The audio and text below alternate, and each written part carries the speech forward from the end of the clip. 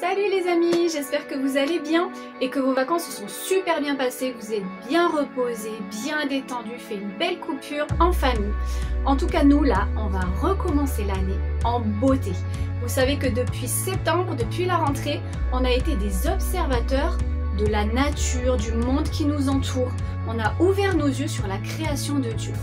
Et tout le premier trimestre, on a levé les yeux vers les étoiles, on a pu admirer l'infinie grandeur de l'univers, il n'y a pas de limite, c'est immense et ça nous a permis de parler de l'infini de Dieu. Dieu qui est infiniment grand, infiniment puissant et qui a un amour pour nous qui est infini, sans limite. C'était magnifique, n'est-ce pas? On a pris nos grands télescopes et on a voyagé, on a vu différentes planètes, notre système solaire, on est même allé jusqu'au fin fond de notre galaxie. Vous vous rappelez à Noël, on a décollé avec la fusée Ariane et l'astronaute Irwin pour atterrir sur la Lune. On a vécu plein de belles aventures. Ensuite, au deuxième trimestre, on a pris nos appareils photo, on a ouvert grand nos yeux et on a observé la nature qui nous entoure. On a vu différents animaux et ça nous a permis de parler de Jésus. Jésus qui a été comme une poule protectrice, qui a été comme un agneau docile, qui a donné sa vie pour nous, qui a été comme un lion rugissant. Ah maman, j'ai peur. Et on a parlé de ce Jésus qui allait revenir. Est-ce que vous êtes prêts maintenant pour plonger avec moi dans le troisième trimestre?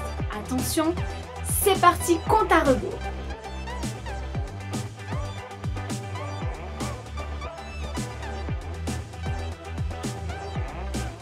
Ce troisième trimestre, on va parler de l'infiniment petit. Et oui, bien souvent on parle de l'infiniment grand et on oublie qu'il y a un monde minuscule, invisible à l'œil nu. Et ça va nous permettre de réaliser quelque chose de très important. Ce n'est pas parce qu'on ne voit pas quelque chose que cette chose n'existe pas. Ce qui est invisible à l'œil nu peut exister. Par exemple, on ne voit pas les toutes petites molécules, les atomes, les électrons. Ce sont des choses minuscules mais qui existent bien. Grâce à toutes ces choses, on peut avoir l'électricité, on peut être en bonne santé. Et tout ça, ça a été découvert grâce au microscope qui permet de regarder tout ce qui est infiniment petit. Et ça, les enfants, ça va nous apprendre quelque chose de très important. La Bible l'appelle la foi. Et elle nous dit, ce n'est pas parce que tu ne vois pas que ça n'existe pas. La foi, c'est croire sans voir. Regardez un bel exemple de ce que peut être la foi avec Rebecca, Déborah et leur papa. C'est tout de suite. Alors, ça, Déborah, Rebecca, maths et français. Alors, normalement, ils sont là. Voilà, maths et français. Rebecca, Déborah, école! On arrive!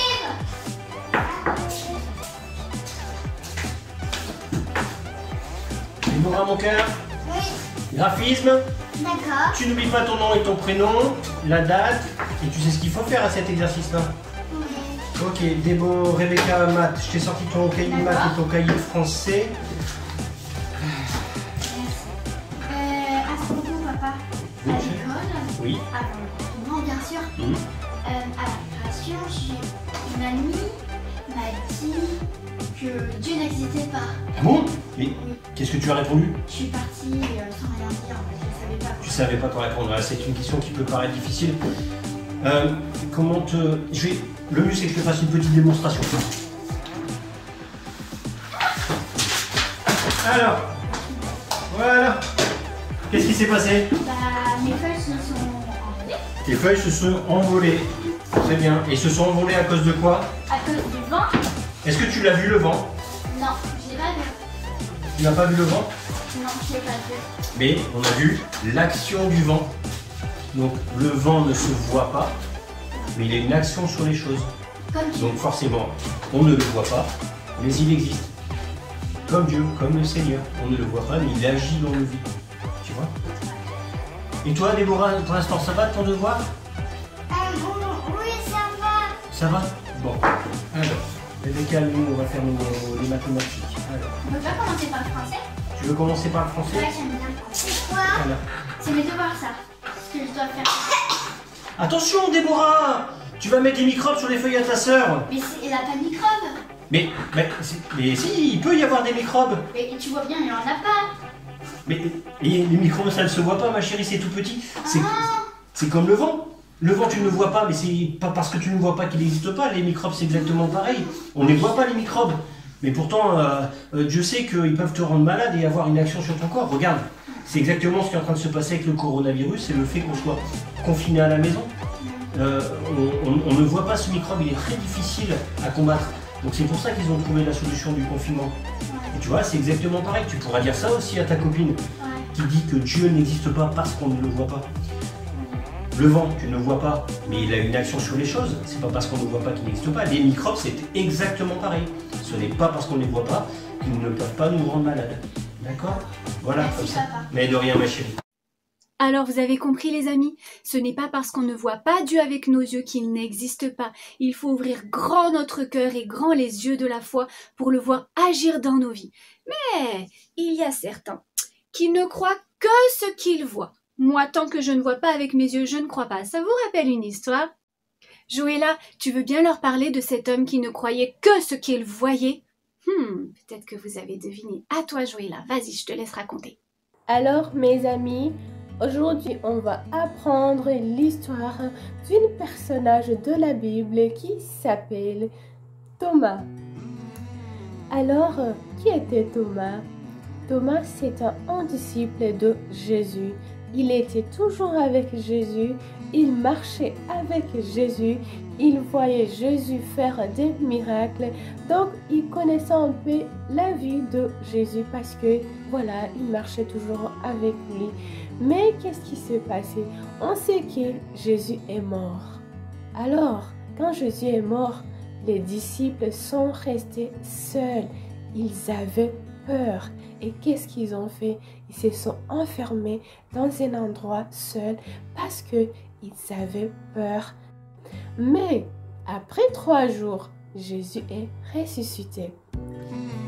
Personne n'était au courant que Jésus était ressuscité parce qu'ils étaient enfermés, ils avaient peur.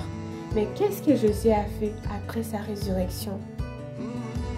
Il est allé se révéler aux disciples. Il est venu dans un endroit là où ils étaient enfermés. Et qu'est-ce qu'il les a dit? Il a dit que la paix soit avec vous.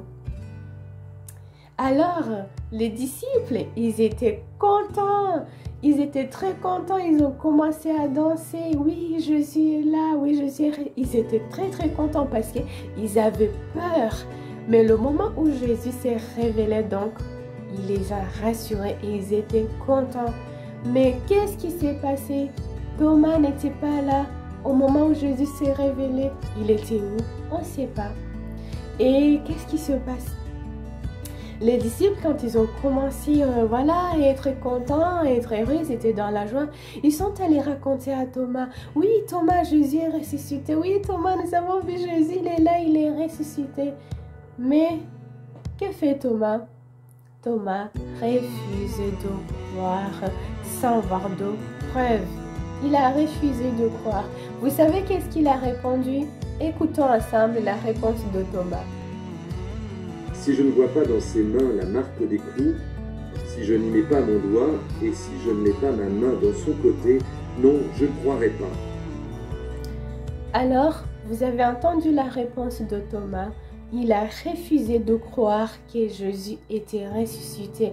Malgré que tous les disciples étaient contents, tous les disciples étaient dans la joie de voir Jésus, Thomas, il a refusé de croire. Mais qu'est-ce qu'il voulait? Thomas voulait absolument toucher Jésus pour vraiment croire qu'il était ressuscité.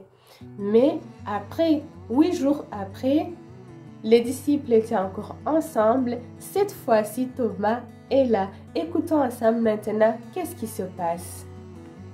Thomas, avance ton doigt ici et vois mes mains. Avance ta main et mets-la dans mon côté. Cesse d'être incrédule, sois croyant. Mon Seigneur et mon Dieu, parce que tu m'as vu, tu crois. Heureux ceux qui croient sans avoir vu. Donc cette fois-ci, le Seigneur se révèle pour une deuxième fois aux disciples pendant que Thomas était au milieu d'eux. Alors, qu'est-ce qui se passe? Thomas a vu les marques des coups dans les mains du Seigneur, dans les mains de Jésus. Et qu'est-ce qu'il a fait? Il a cru. Il a dit, mon Seigneur. Qu'est-ce que Jésus lui dit? Parce que tu m'as vu, tu as cru. Heureux ceux qui croient sans avoir vu. Là, je vous encourage très très fort de croire en Dieu, même si vous ne le voyez pas. Croyez, même si vous ne le voyez pas, même si vous ne lui touchez pas, croyez qu'il est là. Jésus a dit, heureux ceux qui croient sans avoir vu. Donc, je vous assure vraiment, Dieu est avec vous. Croyez en lui, il vous aime, il va continuer à vous protéger. En tout cas, je vous aime très fort et à très bientôt les enfants. Bisous, ciao. Et voilà les enfants, c'est fini pour aujourd'hui. Alors vous l'aurez compris, vraiment le message qu'on voudrait vous faire passer ce trimestre, c'est garder la foi, avoir la foi, croire de tout notre cœur. Et pour finir, j'aimerais vous proposer un nouveau chant qui s'appelle Saut de foi. Ça nous encourage à se lancer, à ouvrir nos cœurs et à faire ce pas de foi vers le Seigneur.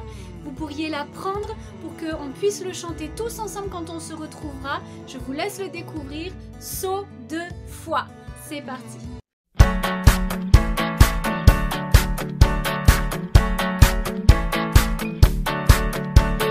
L'air dans le ciel est invisible et l'attraper est impossible. C'est un peu comme un mystère, tu ne peux voir l'air, mais il existe c'est clair. Dieu nous a créés, toi et moi, même si tu ne le vois pas. Tu peux croire par la foi et avancer pas après pas.